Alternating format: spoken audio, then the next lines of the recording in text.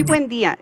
Me complace mucho estar con ustedes en este momento y voy a compartir el tema sobre microbiota y su impacto en la salud intestinal.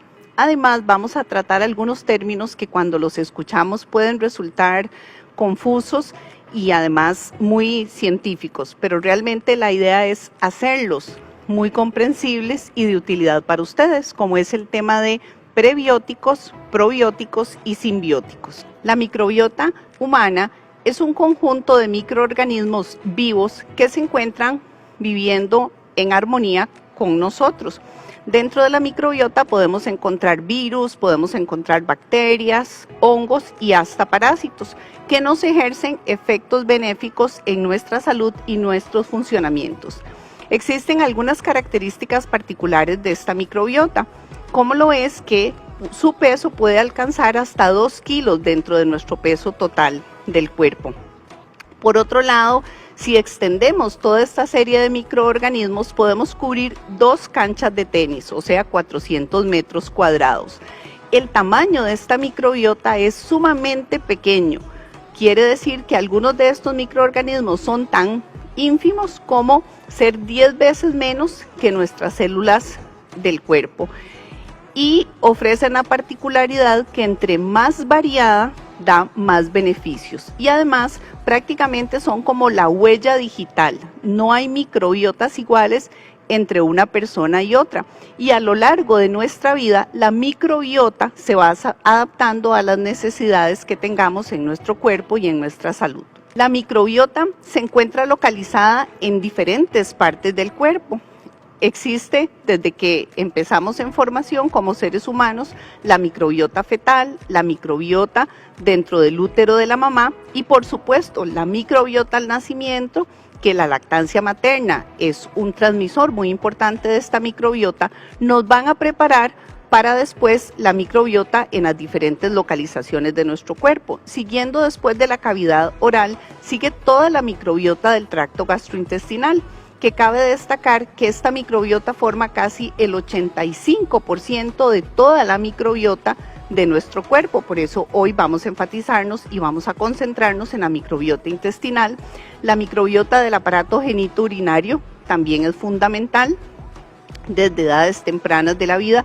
La microbiota de la piel, por ser un órgano que nos ofrece exposición y que a la vez nos ofrece protección. Entonces, esta microbiota va a tener diferentes funciones de acuerdo a su localización. Los probióticos también son microorganismos vivos, usualmente bacterias y levaduras u hongos que se encuentran en nuestro organismo para ejercer efectos específicos en los diferentes órganos y también para permitirnos potencializar las funciones más importantes, sobre todo funciones vitales a nivel del metabolismo del cuerpo.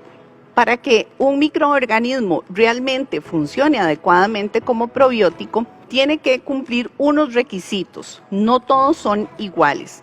El primer requisito de un probiótico es que no nos haga daño al ser microorganismos, virus, hongos, bacterias. La segunda característica es que no esté en una cantidad suficiente para que ejerza su efecto. Si tiene cantidades muy bajas o muy altas, realmente su efecto benéfico no se logra. La otra característica de un probiótico es que pueda resistir el paso a través del tracto gastrointestinal. ¿Por qué? Porque primero está la saliva, luego tiene contacto con el ácido del estómago, que es sumamente potente, y las sales biliares de los intestinos, y que no sea destruida en este tránsito que va ocurriendo. Otra característica muy importante es que se conozca su efecto. No todos los probióticos funcionan para todo. Entonces, esto es muy importante que ustedes los conozcan porque a la hora que van a consumir un probiótico, ya sea dentro de un alimento o dentro de una preparación de un medicamento, tiene que necesariamente cumplir estos requisitos para que realmente funcione. Los probióticos en los últimos años se han descubierto innumerable cantidad de beneficios y que realmente, sobre todo, estos beneficios los obtenemos si el probiótico es ingerido, si el probiótico es llega al cuerpo a través de otra vía, realmente no tiene función. Entonces, los probióticos mejoran la salud intestinal, los probióticos aumentan la población de microbiota endógena, o sea, de las bacterias buenas que podamos tener. Los probióticos también ejercen un efecto como de antibiótico, podríamos decir, o sea, combaten alguna bacteria dañina que por una situación, por ejemplo, un alimento contaminado ingresa al tracto digestivo, y los probióticos son una de las primeras líneas de defensas que combate eso. También combate las toxinas bacterianas directamente.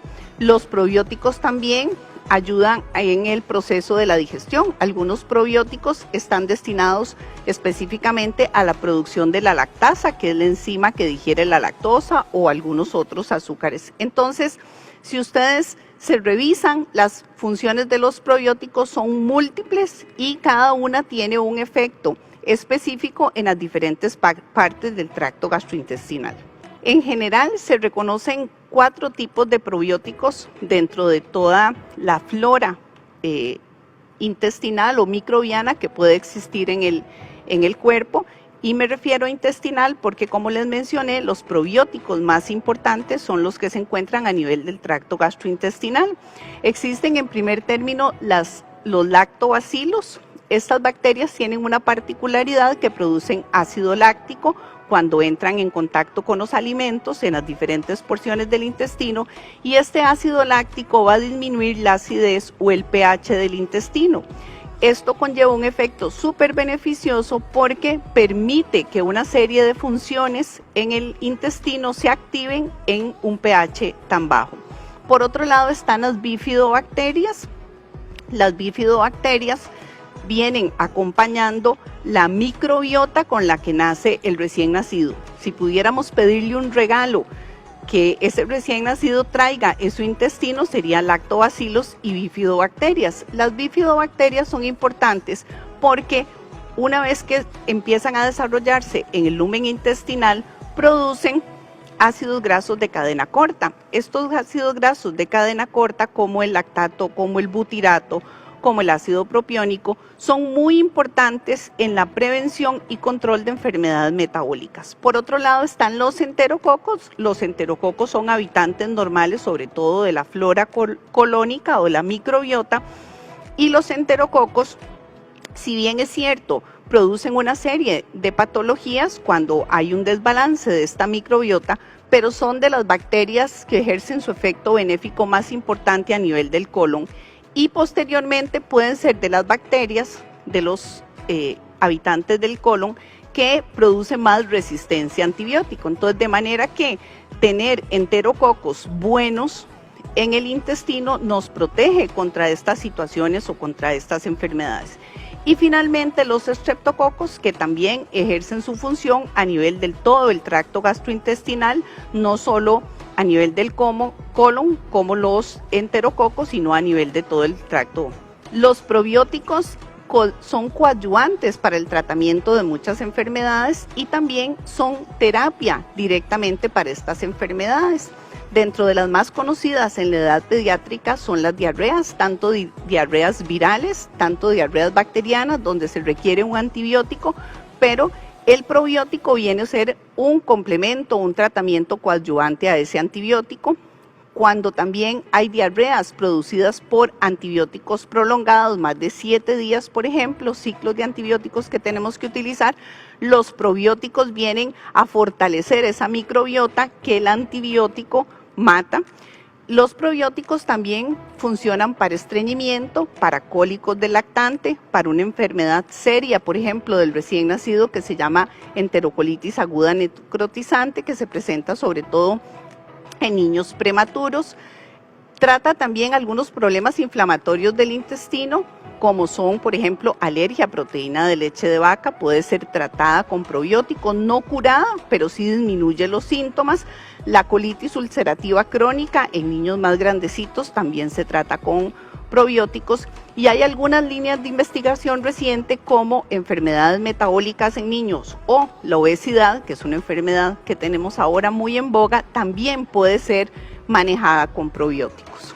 Los prebióticos es una palabra similar a los probióticos, solo que significan algo totalmente diferente. Los prebióticos son azúcares, son carbohidratos que al llegar al intestino no se digieren. ¿Qué significa esto? Que no son capaces de ser partiditos por las diferentes enzimas digestivas y entrar al torrente sanguíneo, sino que se quedan dentro del lumen intestinal y van a apoyar diferentes funciones en el intestino y también a distancia en otros órganos. Los beneficios de los probióticos también se han encontrado que son innumerables. En primer término, los prebióticos en niños ayudan al tránsito intestinal, por ejemplo, en caso de estreñimiento, favorecen que el tránsito, el movimiento del intestino sea más ágil, sea más fácil. Los prebióticos también apoyan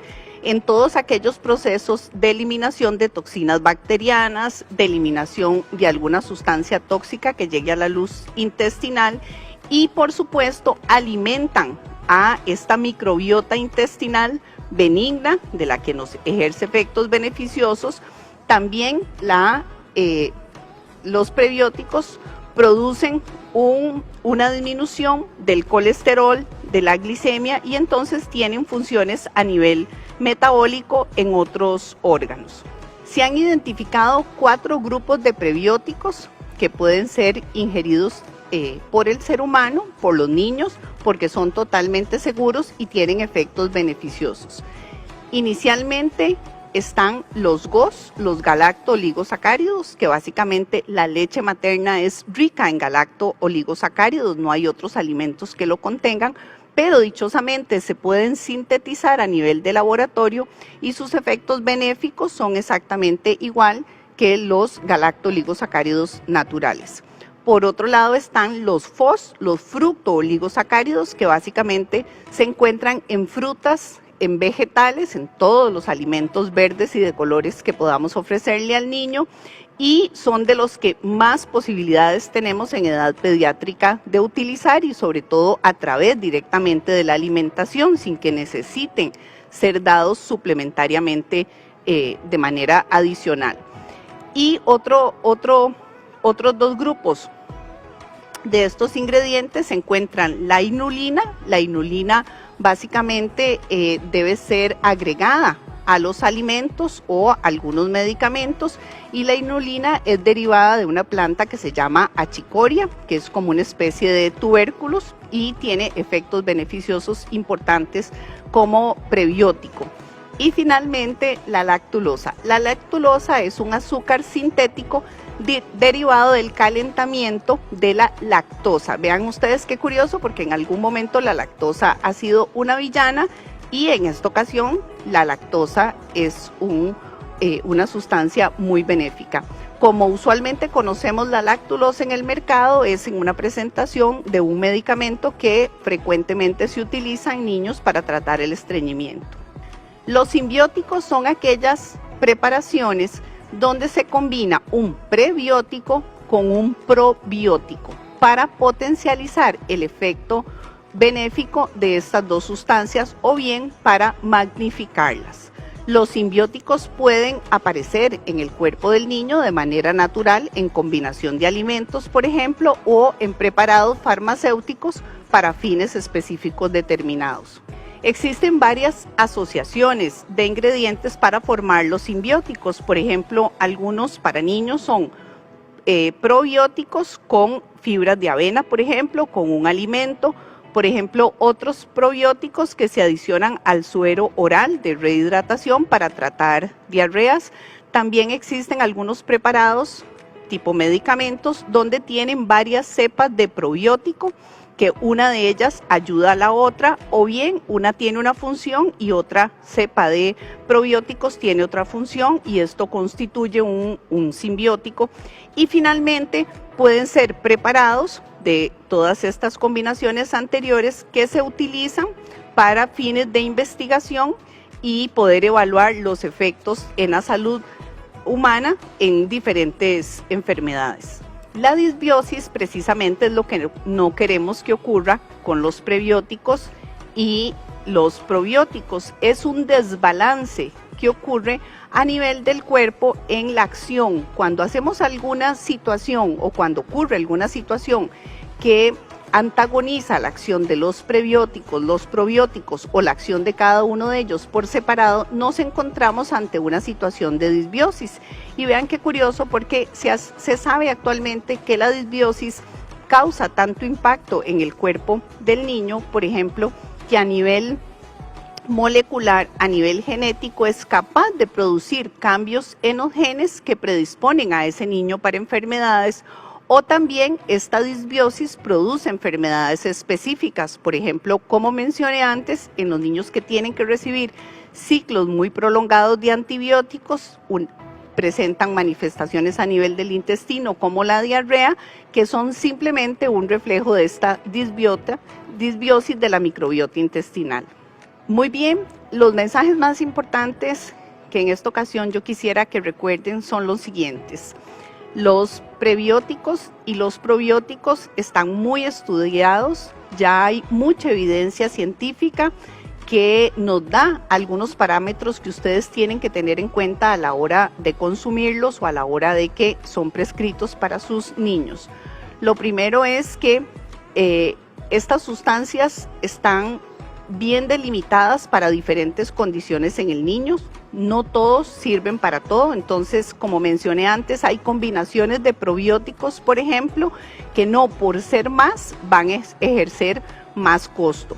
Por otro lado, también el valor económico de estos productos, en algunos casos el valor económico es muy alto y en algunos momentos se recomiendan por periodos muy prolongados. Esto realmente tiene que ser evaluado directamente por un profesional porque no siempre esto funciona.